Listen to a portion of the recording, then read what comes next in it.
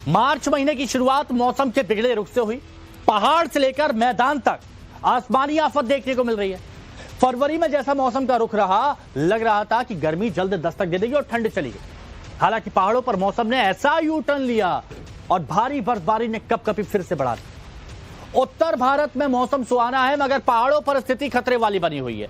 कई जगहों पर बर्फबारी और बारिश तांडव मचा रही है। कहीं एवलांच डरा रहा है तो कहीं भारी बर्फबारी लोगों के लिए मुसीबत का सबब बनी हुई है। उत्तराखंड में बर्फ आफत बनकर गिर रही है। चमोली में सिर्फ बर्फ दिख रही है। चमोली में अभी भी कई लोग बर्फ के नीचे दबे हुए हैं, जिनकी तलाश में प्रशासन की टीमें जुटी हैं। एवलांच से जुड़ा यह हादसा कब हुआ, कितने लोग दबे थे, कितने लोगों को अब तक निकाला गया, रेस्क्यू ऑपरेशन पर सीएम ने क्या अपडेट दिया, क्या है स्पेशल दस्ता जिसे ग्राउंड जीरो पर भेजा गया, पूरी खबर आपको दिखाएंगे आगे। पहले ताजा अपडेट आपको बताते हैं। चमोली एवलांच से जुड़े हादसे का एक बड़ी खबर आ रही है। चमोली हादसे के बाद रेस्क्यू ऑपरेशन जारी है। रेस्क्यू ऑपरेशन जारी और बड़ी बात यह कि अब तक 50 लोगों का रेस्क्यू किया गया है। हालांकि 4 लोगों की मौत हो गई है। रेस्क्यू किए गए लोगों में से 4 की मौत हो गई है और 5 लोगों की तलाश अब भी जारी है।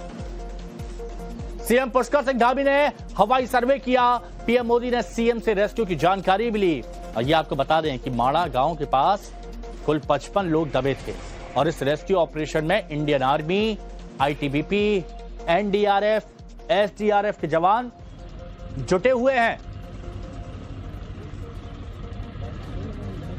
हम आर्मी हेलीपैड पे हैं जोशीमठ में और देख सकते हैं अभी आर्मी का एक चॉपर आया है जिसमें कई लोग वहां से रेस्क्यू करके लेके आए हैं। देखिए सामने आप तस्वीरों में देख सकते हैं लोगों को व्हील चेयर्स पे यहाँ पे पहुंचाया जा रहा है। इसके बाद यहाँ से एम्बुलेंस के मार्फत उन्हें बेस हॉस्पिटल में ले जाया जाएगा, फिर वहां पे उनके विटामिन चेक किए जाएंगे। अभी तक 7 लोगों को यहाँ लेकर आया जा चुका है और ये जो 4 लोग अभी आए हैं तो कुल मिला के 11 लोगों को रेस्क्यू किया जा चुका है। माना से सीधा हेलीकॉप्टर, आर्मी के हेलीकॉप्टर लगे हुए हैं जिनकी संख्या 6 है। एनडीआरएफ के जवान यहाँ हैं, आर्मी के जवान यहाँ हैं, आईटीबीपी के जवान यहाँ पे मौजूद हैं। लगातार रेस्क्यू ऑपरेशन जारी है और लगातार सीएम भी अपडेट ले रहे हैं। अभी यहाँ पे उत्तराखंड के सीएम पुष्कर सिंह धामी पहुंचे थे, जिन्होंने यहाँ लोगों का हालचाल पूछा, जो वहां से लेके आए थे, जिन लोगों को रेस्क्यू करके लेके आए गए थे, श्रमिकों का हालचाल लिया और उनसे पूरी संभव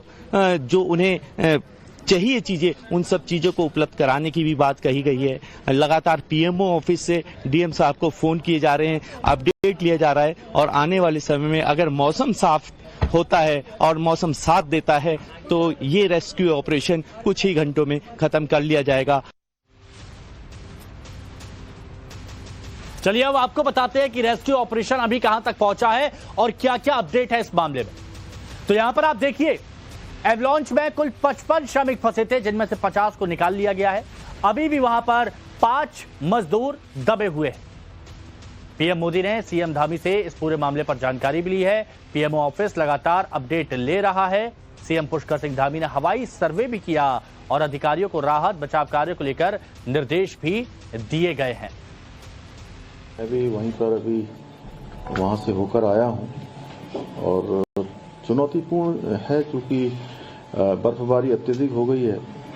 उस क्षेत्र के 5 से ज्यादा ब्लॉकों में बिजली भी नहीं है, बिजली का संपर्क भी कट गया है, सैटेलाइट का इंटरनेट भी नहीं है, दूरभाष भी अभी नहीं हो पा रहे हैं। वहां पर जल्दी से जल्दी हम लोगों ने अभी यहाँ पर मीटिंग की, आपस में बात की है कि जल्दी से जल्दी वहाँ पर एंटीना स्थापित किया जाएगा, जिससे कि लोगों को जो है वहाँ पर उनसे आसपास के गांव से लोगों से लगातार संपर्क स्थापित हो। वो सब काम किए जा रहे हैं। 200 से अधिक लोग लगातार रेस्क्यू अभियान में अपना योगदान कर रहे हैं, बचाव में लगे हुए हैं। तो चमोली में कैसे आया एवलांच, इसे आपको ग्राफिक्स के जरिए हम समझाते हैं। तो चमोली में एवलांच कब, कैसे, क्या हुआ, चलिए समझिए। 28 फरवरी सुबह करीब 10 बजे यह हादसा हुआ। भारत के पहले गांव माड़ा के पास ये एवलांच आता है, जो प्रधानमंत्री नरेंद्र मोदी ने कहा था प्रथम गांव है। बीआरओ के कैंप में 55 मजदूर मौजूद थे। सड़क निर्माण, बर्फ हटाने के काम में ये जुटे हुए थे। 2 दिन की भारी बर्फबारी से जो ग्लेशियर था वो टूट जाता है। अब तक 50 लोगों का रेस्क्यू किया गया है और रेस्क्यू किए गए लोगों में से 4 की मौत हुई है। हिमवीर यानी भारतीय सेना, आईटीबीपी के जवान लगातार ऑपरेशन कर रहे हैं और अभी तक बर्फ के नीचे 5 शववीरों को तलाशने का काम किया जा रहा है जो अभी तक दबे हुए हैं। अब जहां यह हादसा हुआ वो माड़ा गांव चमोली जिले में आता है। 2 साल पहले प्रधानमंत्री नरेंद्र मोदी यहां पर गए थे। चमोली के डीएम संदीप तिवारी भी लगातार पूरे ऑपरेशन पर नजर बनाए हुए हैं और हमारे संवाददाता अभिषेक सिन्हा से बात करते हुए डीएम ने कहा कि बाकी फंसे लोगों को भी जल्द ही बाहर निकाल लिया जाएगा। वहाँ पे by foot ITBP, army, NDRF की टीम सर्च ऑपरेशंस में लगी हुई हैं और चॉपर्स भी प्रयास कर रहे हैं उनको आइडेंटिफाई करने का। तो हम आशा कर रहे हैं कि जल्द ही हम उनको ढूंढ लेंगे। सर, एक लिमिटिंग फैक्टर हमारा वेदर का है। स्थिति क्या है अभी वहाँ? जैसे दर्शक आपको बहुत सारे सुन रहे हैं, वहाँ मौके पे क्या स्थिति है? 7-8 फुट बर्फ होने की संभावना है। देखिए, मौके पे हम लोग तो अभी नहीं जा पाए हैं। वहाँ आर्मी से ही बात हो रही है हमारी। तो मौके की स्थिति ये है कि अभी 8 से 10 फीट की बर्फ वहाँ बताई जा रही है और जिन कंटेनर्स में ये लोग रह रहे थे उनको काफ़ी वहाँ पे डैमेज हुआ है कंटेनर्स को, और कुछ लोग कंटेनर्स के नीचे अवलांच की चपेट में आए थे जिनको रेस्क्यू किया गया आर्मी के द्वारा। उनको इंजरीज भी हुई हैं। तो अभी फिर से मौसम पैक होने लगा है और अगर बारिश और बर्फ होती है तो हमारा ऑपरेशन का प्रोग्रेस स्लो हो सकता है। अच्छा, अभी तक कोई कैजुअलिटी सर? कोई कैजुअलिटी रिपोर्टेड अभी तक नहीं है। एक व्यक्ति क्रिटिकल है, उसको डॉक्टर्स असेस कर रहे हैं और आवश्यक ट्रीटमेंट उसको दिया जा रहा है। क्या लगता है सर, कितना समय और? ये समय के लिए लिमिटिंग फैक्टर मौसम है। आज जैसा आप देख रहे हैं बारिश भी हल्की हल्की स्टार्ट हो गई है और जब यहाँ बारिश होती है तो बद्रीनाथ धाम माना में बर्फबारी होती है और अगर मौसम खुल जाता है तो ये मुझे लगता है जल्दी ही कुछ घंटों में आर्मी ऑपरेशन को कंप्लीट कर लेगी। सीएम साहब आए थे, आपकी बात हुई होगी मिलने, क्या बात हुई सर? देखिए, सीएम साहब ने हर संभव मदद का आश्वासन दिया है, पूरा फीडबैक लिया है स्थिति का, मरीजों से मिले हैं और सेंटर की टीम, पीएम सर का ऑफिस और सीएम साहब का लगातार हमसे यही संपर्क हो रहा है कि जो भी आवश्यकता है तुरंत बताया जाए, किसी प्रकार का विलंब नहीं होना चाहिए। हालांकि जब डीएम संदीप तिवारी से बात की जा रही थी कुछ पहले की, उसके बाद ये खबर आई कि 4 श्रमिक उनकी जान जा चुकी है। तो अभी तक हमारे 5 शववीर बर्फ के नीचे दबे हुए हैं जिन्हें तलाशने की जद्दोजहद जारी है और इसके लिए स्पेशल एक दस्ता बनाया गया है। तो उसकी डिटेल हम आपको बताएंगे, लेकिन पहले यह समझिए कि एवलांच होता क्या है और ये क्यों आता है, क्या कारण बनते हैं एवलांच आने के लिए। तो यहां हम आपको समझाते हैं। तो देखिए, भारी मात्रा में जब बर्फ जमा हो जाती है तो बर्फ खिसकती है और उससे फिर एवलांच आता है। जब पहाड़ों पर बहुत ज्यादा बर्फ जमा हो जाती है तो गुरुत्वाकर्षण के कारण वो अचानक से गिर सकती है। ताजा बर्फ अचानक से खिसकती है तो एवलांच आता है और अचानक मौसम गर्म होने से बर्फ नीचे गिरती है जिससे भी एवलांच आता है।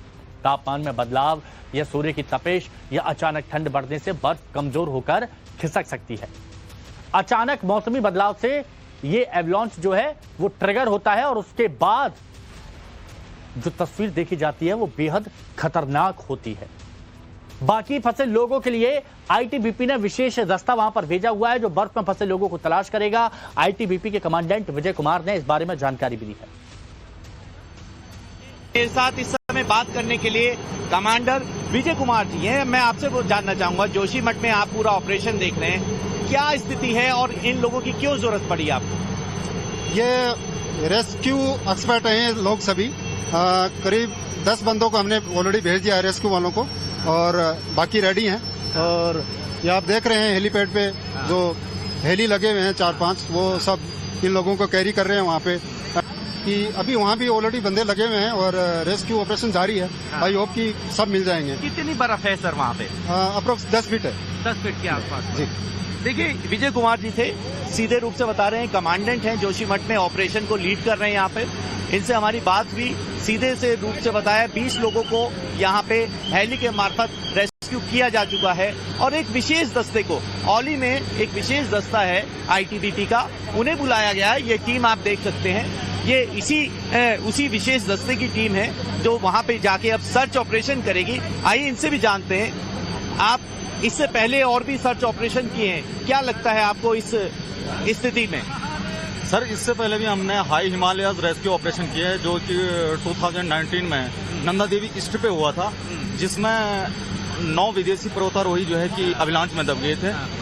तो इसमें अभी ये सॉफ्ट स्नो है, इसमें 72 घंटे तक आसार रहते हैं कि आदमी। अच्छा, हमें उम्मीद ये जताई जा रही है कि अगर वो लोग दबे हैं उसके नीचे तो 72 घंटे तक उनकी जीवित रह सकते हैं। हाँ जी, बिल्कुल रहेगी। तो आप लोगों को क्या अंदेशा लग रहा है, जैसे ये एविलांच आया, क्या अंदेशा लग रहा है? ये हैवी स्नोफॉल के जगह उसमें हो गया कि ये बर्फ वाला पानी था, ड्राई स्नोफॉल नहीं था, ये बर्फ वाला पानी था, उसी वजह से ये जो है एवलांच का कारण बन चुका है। सेना और आईटीबीपी के जवानों का स्पेशल दस्ता श्रमवीरों को ढूंढने में लगा है, लेकिन अभी तक बर्फ के नीचे दबे लोगों के परिजन परेशान हैं। एवलांच में यूपी के बलिया के चिलकहर गांव के राम सुजान दबे हुए हैं। उनके परिजनों को अभी तक उनकी कोई जानकारी नहीं मिल पाई है। परिवार के लोग खासे परेशान हैं। लापता राम सुजान सिंह के बेटे राज सिंह ने बताया कि उसके पिता उत्तराखंड के चमोली गए थे। वो वहां पर सुपरवाइजर के तौर पर काम कर रहे थे। पिता से पिछले सोमवार को आखिरी बार उनकी बातचीत हुई थी।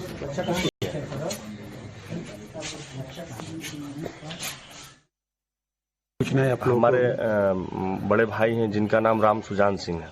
वो एक प्राइवेट कंपनी में लिमिटेड में एज ए कॉन्ट्रैक्टर काम करते थे, और जो कि हमें पता चला कि वो अभी चंबोली जिले में काम कर रहे हैं। काम करने की वजह से वहाँ भूखलन आया। उससे कम से कम गवर्नमेंट को एक औपचारिकता के तौर पे एक नॉमिनल रूल इशू कर दे, कितने लोग सेफ हैं, कितने लोग कहाँ हैं, ताकि हमें उनसे संपर्क हो पाए। जी, कोई संपर्क नहीं हुआ? अभी कुछ संपर्क नहीं हुआ है। कोई अधिकारियों द्वारा कुछ नहीं, गवर्नमेंट द्वारा कोई हेल्पलाइन नंबर नहीं जारी किया गया है, ना उत्तराखंड ना यूपी।